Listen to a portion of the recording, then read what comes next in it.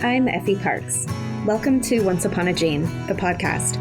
This is a place I created for us to connect and share the stories of our not-so-typical lives. Raising kids who are born with rare genetic syndromes and other types of disabilities can feel pretty isolating. What I know for sure is that when we can hear the triumphs and challenges from others who get it, we can find a lot more laughter, a lot more hope, and feel a lot less alone. I believe there are some magical healing powers that can happen for all of us through sharing our stories, and I'll take all the help I can get. Once Upon a Gene is proud to be part of Bloodstream Media. Living in a family affected by rare and chronic illness can be isolating, and sometimes the best medicine is connecting to the voices of people who share your experience. This is why Bloodstream Media produces podcasts, blogs, and other forms of content for patients, families, and clinicians impacted by rare and chronic diseases. Visit bloodstreammedia.com to learn more. Hi there, and welcome to the show. I'm so happy you're here. Thank you for tuning in. I know I've been MIA for a little while online. I'm doing a little less here and there so I can be with my family and enjoy the summer without such a heavy load.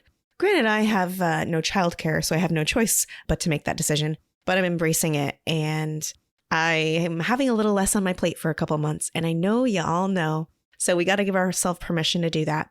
So thank you so much for continuing to show up and for supporting me and the amazing Once Upon a Gene podcast that you're all a part of.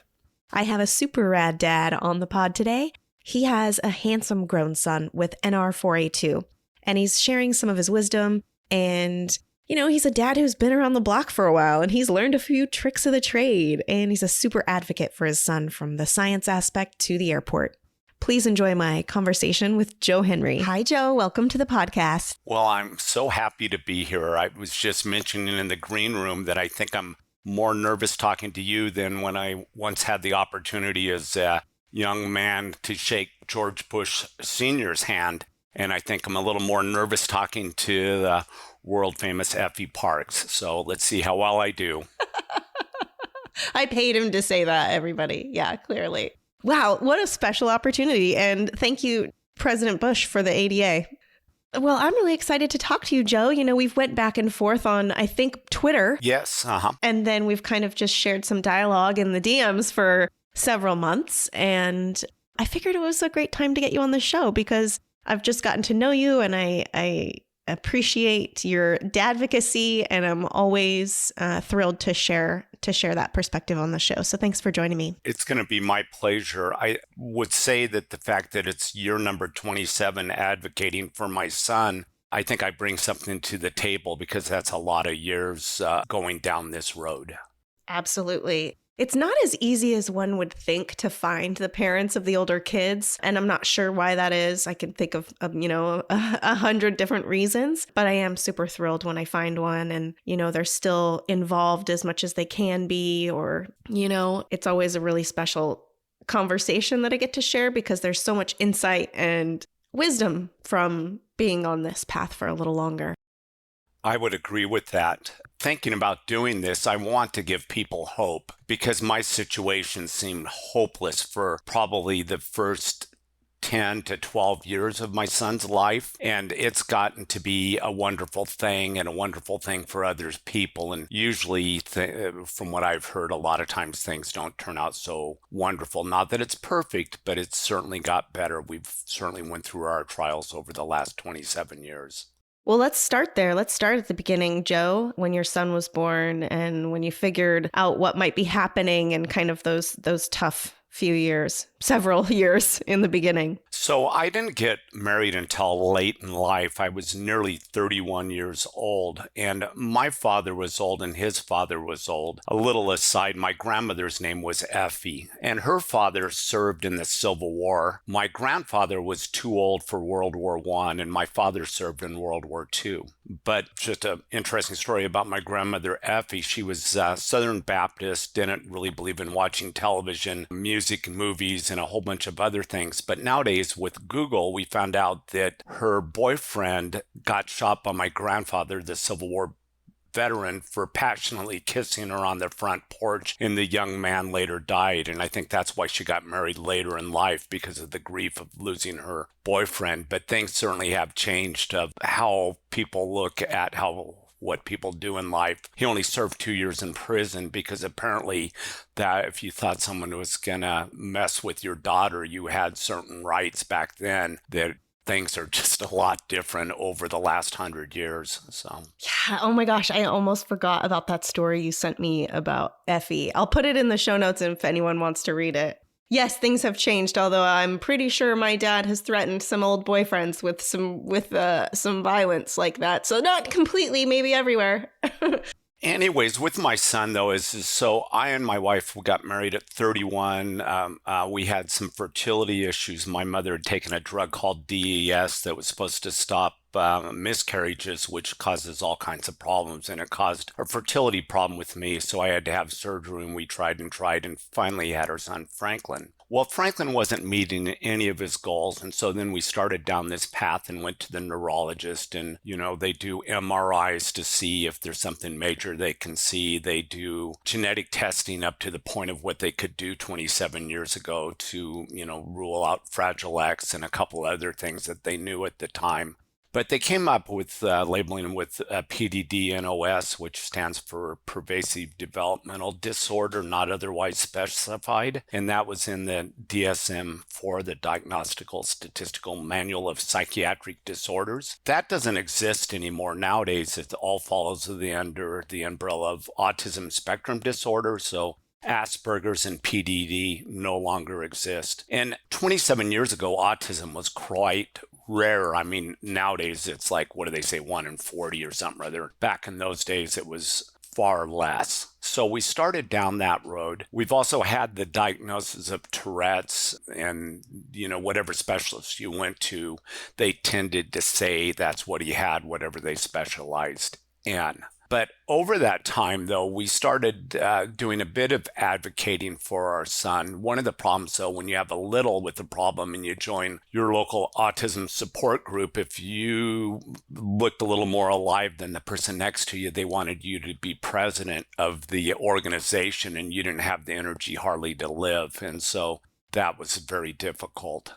But up until 2 years ago, we were living under the umbrella of autism spectrum disorder. Well, I'd give a big shout out to Simon Searchlight. They have a thing called Spark for Autism. They'll do free genetic testing on anyone with the diagnosis of autism and their parents.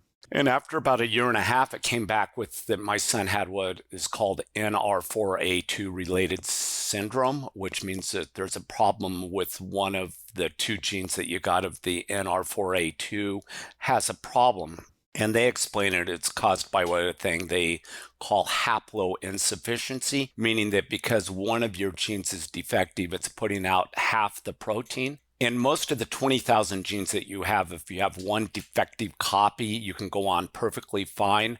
But there are a few disorders that if you don't make enough of the protein that gene produces, then you can have a problem. And so they say my son has NR4A2 related syndrome. But it's so rare that Simon Searchlight only has 12. In medical literature, there's 18.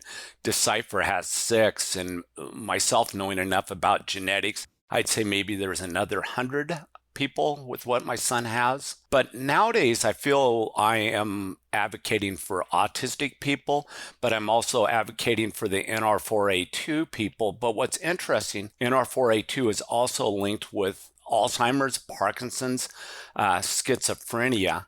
And so what the NR4A2 gene does is it regulates dopamine. And so people with Alzheimer's and especially Parkinson's, you have early death of your dopamine, which causes Parkinson's problems. And so what's interesting is people are interested in researching a disorder that has less than 100 people because it might lead to a cure or help for both Parkinson's and Alzheimer's. One of the other things that I've found quite interesting is I love studying about history. I love hearing little anecdotes of that people say. One of my favorite ones is I used to feel bad that I had no shoes till I met the man who had no feet. And that helps me feel a lot better about my situation because it doesn't take long to see someone who has it off worse than you. But in history, a lot of people say Adolf Hitler had Parkinson's. Most likely that's what caused his tremor. Other people say it's heavy use of meth. I'm not sure which one it is. But if my son helps cure Parkinson's, wouldn't it be ironic that my son's disorder that Adolf Hitler would have had my son gassed for ends up solving a problem that he suffered from? It's just sort of a mind blow to me. Yes, that's super interesting. And how incredible it is to be under this umbrella, right? To get this diagnosis decades later for your son and to find almost no patients, a handful of patients, but to then maybe have this opportunity to be linked with the Alzheimer's, the Parkinson's, the schizophrenia sort of umbrellas and have people care about your gene, even with your population being so small. Yes, and so I'm part of a Facebook and group on NR4A2, and you were kind enough to join it too. I would give this caveat. I'm not a representative of that group. I think I'm a person who has a lot of time and a lot of energy, and I put forth that energy to it. But I would say I'm not, like the official representative of that group. But what's interesting is that if you know about haploinsufficiency is that I have my book like Genetics for Dummies, and it's a great read, but I actually think I need a Genetics for Dummies book because you get 2/3 into it and you're confused. And as I learned things, one of the little things that I have learned is when I first got this diagnosis, or I first got the diagnosis of autism. I think you live in the Pacific Northwest. I live in the Pacific Northwest, and we get a lot of rain here, a lot of fog, a lot of bad weather. Well, if you've ever driven at night when it's pouring down rain and foggy, and you're driving down a country road, the only thing you're concerned about is the broken yellow line and the white or yellow line on the right. And you only look driving down that road because you're scared to death and you're holding onto the steering wheel. But if you make that trip over and over again, pretty soon you start noticing the things on the side of the road. You might probably it's not right, but you might look at a text when you're stopped or on the side of the road. You might make a phone call on your cell phone when you're driving, or you might even be eating as you go down the road. Well, on disabilities, when they first give you the diagnosis, you can hardly look at anything. But as you learn more and more about it, like when I read at my son's genetic report, it's the same one that I almost got 2 years ago, but it reads totally different now that I understand more about the disorder. Oh my gosh, Joe, I love that visual so much, especially coming from a place where I was driving in like the wildest of snowstorms, but then moving to the Pacific Northwest and realizing this complete epic blindness when you're driving in that dark pouring rain. And yeah, the lines being the only thing that you can even remotely grab onto outside of yourself. I love that visual. And then gaining a little more sturdy footing to be able to maybe add a little extra on to the treacherous trip. That really makes a lot of sense to me. I love that visual. And I also love how you're talking about how you say you didn't know anything and then you started studying and it gets confusing, but you continue to practice. And I always tell families, because without a doubt, anytime I meet a new family, they say, oh, I don't understand the science of it, or, oh, I don't understand any of that genetic stuff. But you can, and you can apply yourself a little bit here and there, or you can continue to join the conference calls or, read people's posts or Instagram stories who are talking about it. And you'll gradually kind of piece things together and you'll recognize the language and you'll know exactly what it means when someone says haploinsufficiency. And you'll start to like gain these little bits here and there. And like, you can do it. And you don't have to be a giant, well-versed geneticist or scientist to have any sort of, understanding of it, right? Like you can still piece this together for yourself to at least explain it to someone else in layman's terms. I got the best compliment ever from a geneticist PhD because there is what's called genetic browsers. And so on a genetic browser, you can look at the disorder that you have, and then it will tell you if it's causing a problem, and you can see what's going on in the genetic browser. Well, I found someone with the exact same deficit in a gene as my son.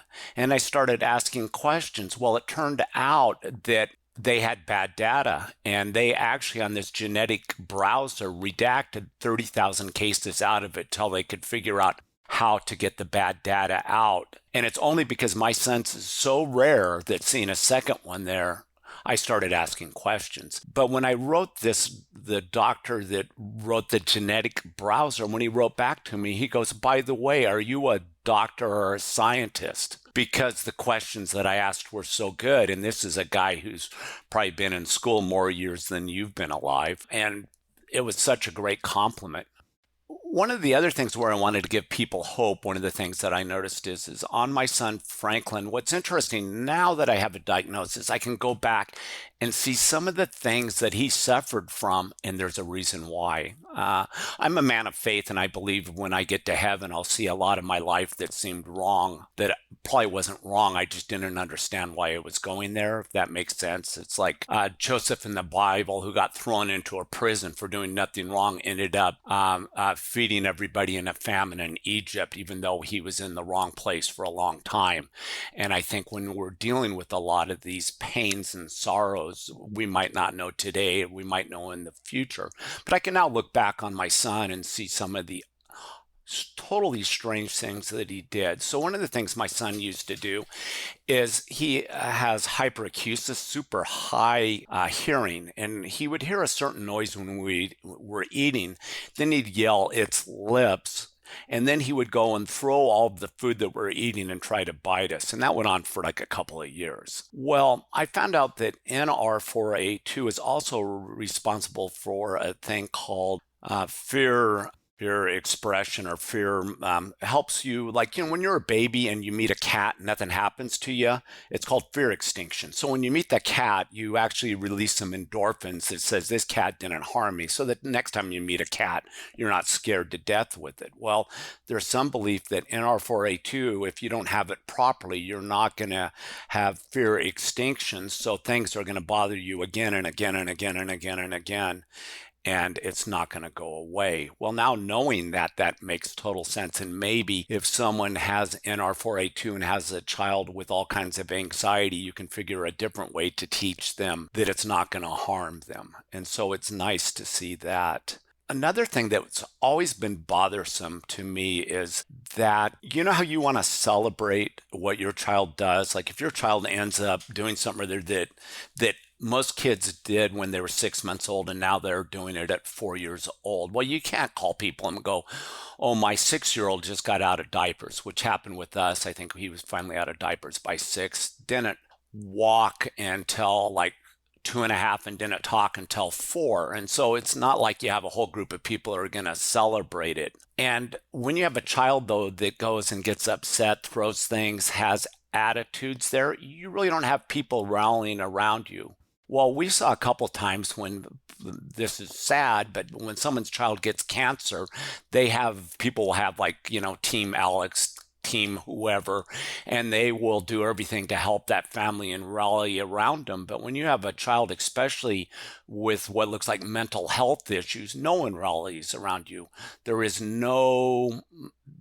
no that big group effort towards you. And so it's hard not to get bitter. And so we've sort of learned how to get around that, but that was painful.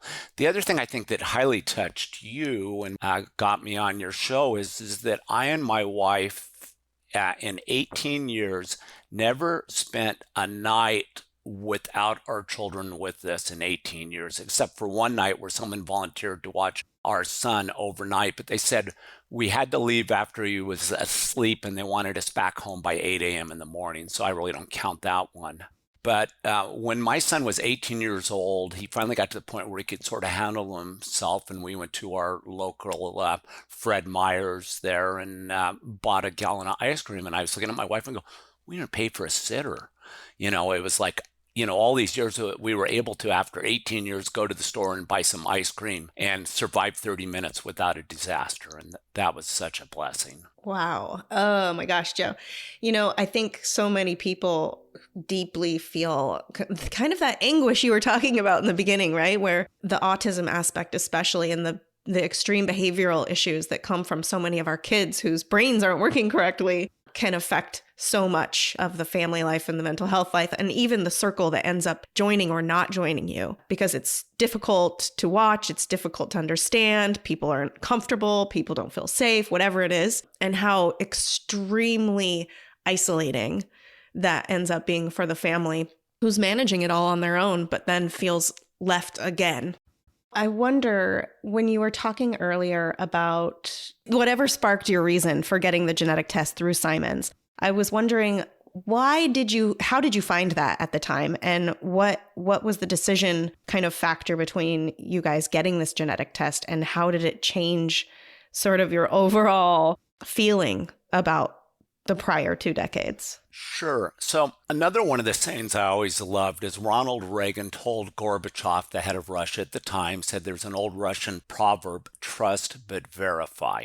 And so I've always been a trust but verify. Like if someone tells me something or other, I try to go to the source and read the source and figure it out for myself and not just go by what someone told me. So over the years, you know who Temple Grandin is? Mm-hmm. So yes. If you have any child with any problem, her books like Thinking in Pictures, excellent read. You get a whole idea of just how things work. There's a gal named Uta Frith who wrote a book on autism. So over the years, I've read all of these books, and so they've helped me navigate to where I'm going. So over the years, though, we've tried different things. And so when you first get your child diagnosed, you start out very MD-ish. Does that make sense? You start out with medical doctors, and then you might end up going to a nature path, and then you might go try supplementations, and then you might try this, that, and the other, because you're trying to do the best for your child. Now, the sad thing on this trying to do the best for your child is I was reading one of Oliver Sacks' books, and he was a famous neurologist, and he was talking about placebo. And you know what naltrexone is, or Narcan is? It blocks opiate receptors. Well, they found that when you give people a placebo, and then the people who report that the placebo is working, if you mix naltrexone in it, half the people report the placebo is no longer working. And the reason why they found is that people make their own endorphins because they feel good because something's supposed to happen. Well, here's the sad part that I found is that if you have a child like Franklin who's screaming, biting, falling apart, and then you end up going to a psychiatrist, and a psychiatrist says to you, I've seen this before. And so then they prescribe a drug to your child, and your child seems to be doing better. But my theory is it's placebo by proxy, because there's a comedian who has a saying, happy wife, happy life. And that is so true. Or everybody knows the saying, if mama's happy, everybody's happy. If mommy's mad, everybody's mad. So your child, if someone gives you hope, you might end up being calmer and the kid acts better. Not because of the drug or the supplement or the vitamin or the kinder music that you're doing or the group or this, that, and the other. But if it's really not working, especially with psychotic drugs the doctor might say, oh, they're titrated enough, we need to give them more drugs. And then pretty soon you have a zombie. And it wasn't the drug that was helping, it was the hope that was helping. And so one of the things that I would say is that if someone's dealing with all this pain, there is no shame about seeing your own doctor and maybe going on an SSRI or joining a wine club. It's very important to take care of yourself, because your child's going to pick up that you're feeling better, and things will be better if you're taking care of yourself. Oh my gosh, Joe, yes, my hand is like in the air. I fully believe this. And it's not to a point of unrealistic sort of expectations either, right? But like that gratitude, that positive outlook, that hope, that mindset shift, it's clinically proven. And I do believe that our children feed off of our stress levels and our overall demeanors a lot. And I also do think that we kind of walk through with a hope mindset as much as possible, that it leaves room for other things. I don't know if you realize this, but did you know you're in one of the best states in the United States to have an adult disabled child? I don't, because so far as having a child, it is definitely not one of the top. So maybe it shifts to adulthood and it's a little better here. Right. So Oregon, Washington, Texas has what's called the K plan. And so they will pay you to be the caregiver of your child there to avoid putting them in a group home because it's cheaper for the state. And also, most people don't realize this is that once your child gets to be 18, if your personal health insurance is better than what the state health plan is and costs less, they will pay for their insurance and for the rest of your family's insurance if it's less than what it costs to pay in the open marketplace to have them on like the Oregon health plan. Yeah, I can think of several families just off the top of my head that are in your area in Oregon. So is it okay if they contact you if they have some questions about the adult transition and the SSI and all of that stuff there? Yes. And another nice thing about Oregon is that you can do guardianship before they're 18, like 3 months before.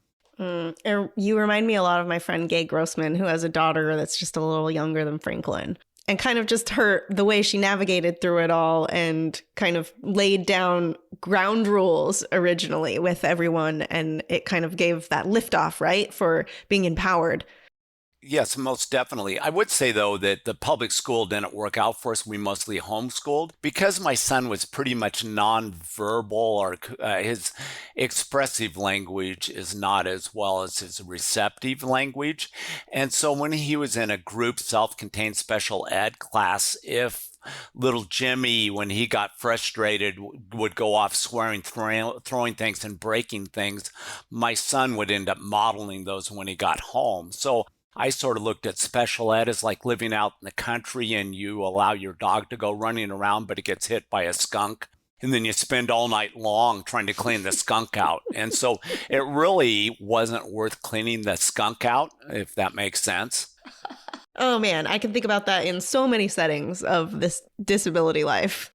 Another thing that's helped me advocate, have you ever heard of an app called IFTTT? No. So what IFTTT is, if this, that will happen or something other, I don't know what the acronym is, but this app has been so good for me. So I have this app for Twitter. So I have keyword searches on Twitter. So if anybody posts the word haploinsufficiency, I get a message that it's there and I can click on it and it will take me right to it. If anybody posts NR4A2, anybody on Twitter puts it there, I can go to it. So if there's a new scientific paper and someone's tweeting it out or someone has a question on it, I see it immediately. So that IFTTT app is so good. The other one is have you ever done Google search terms where you can put into Google and you can say, if this word comes up new on the internet, send me an email? No, but I need to. That is such a good one because I get it for different things. I mean, just, any word or any phrase or whatever, anytime anything's new is posted.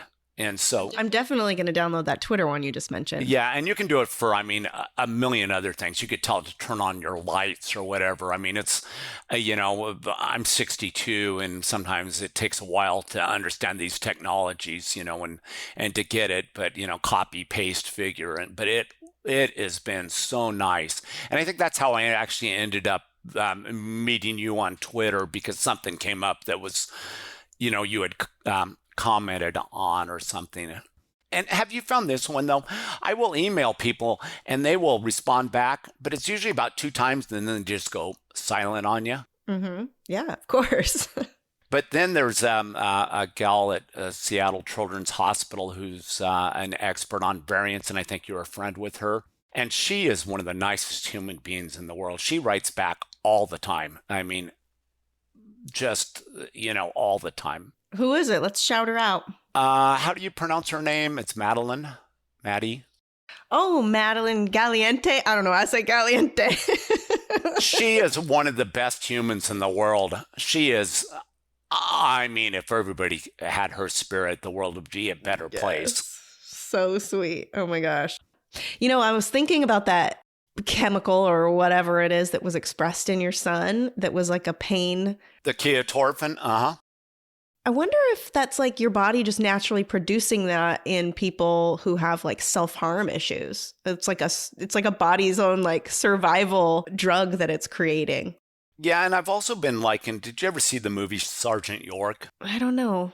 It's about a World War II guy, I think it's Gary Cooper's in it. And it's about a guy who is a conscientious objector, but he ends up going to the war, and then he decides that killing a few people are going to save more people, and he takes out a German machine gun nest and takes all kinds of prisoners. Well, they found that when people are get their arm shot off and they keep going to stop something in war, they release these ketorphins. Or when you eat a super hot pepper and it's burning you and then it quits burning you, you're releasing ketorphins is what they think. Interesting. Okay, well, let me just ask you maybe one more question before we wrap it up. Just for the families, what, in your opinion, is something that maybe parents should think about focusing less of their energy on, and maybe somewhere else that they could reposition it that you found extremely valuable on your own journey?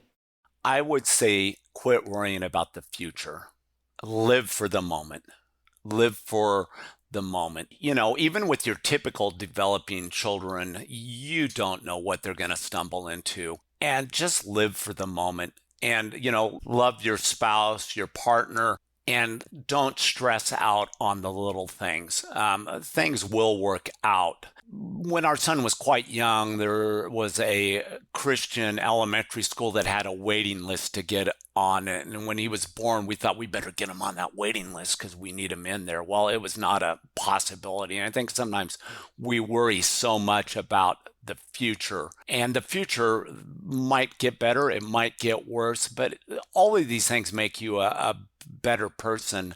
I can tell you I'm a lot better person than what I was 10 years ago, 20 years ago, 30 years ago. I recently read a book that was painful for me to read, and it was not painful in the reason why I would have ever thought, but it was The Real Anthony Fauci by Kennedy, and it was talking about COVID and how it was being handled. But the first part of the book was about the AIDS crisis and how Fauci handled the AIDS crisis. Well, when I was 18 years old, I was not as compassionate as I am today. And I was raised in a Christian household and probably more on the Christian far right. Well, now I am extremely compassionate to what I was years ago.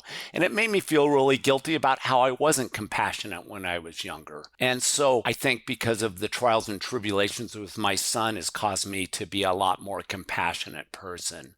And so these things that happen to us are for a lot of different facets that we would never think, and can help make you more compassionate or a better person. It can also cause you to be a bitter person. And I guess it's back to when I opened where I said I used to feel bad that I had no shoes until I met the man who had no feet. So I think, we all have to decide if we're going to be bitter or if we're going to be positive. Man, I don't think there's anything that makes me less stable is if I get into that place where I'm worrying about the future. So I totally agree with you there. And I also believe that there is something unexplainable about what happens to you in all of the good ways and who you become after living in a crisis like this, and how much better of a human being and how much different and broader of an outlook you have on just general kindness and acceptance. So yes to all of that. Well, it's been such a pleasure talking to you. I'm so happy to introduce you to our friends who listen to this show. I think there's so many that are going to really love hearing from you, and probably will be reaching out to you. And you have just given me so many ideas of other conversations that I want you to have with either me or somewhere else, because I just think you're a well of knowledge for those older kids especially. So Joe, thank you for being my guest and for just being in contact with me in general and building a friendship with me. I'm grateful for you, and I appreciate so much how hard you still work to advocate for your son and others like him. I'm sure we're going to weave in and out of this together. I hope you've been enjoying this podcast. If you like what you hear, please share this show with your people, and please make sure to rate and review it on iTunes or wherever you get your podcasts. You can also head over to Instagram, Facebook, and Twitter to connect with me and stay updated on the show. If you're interested in sharing your story, or if you have anything you would like to contribute, please submit it to my website at effieparks.com. Thank you so much for listening to the show and for supporting me along the way. I appreciate y'all so much. I don't know what kind of day you're having, but if you need a little pick-me-up, Ford's got you.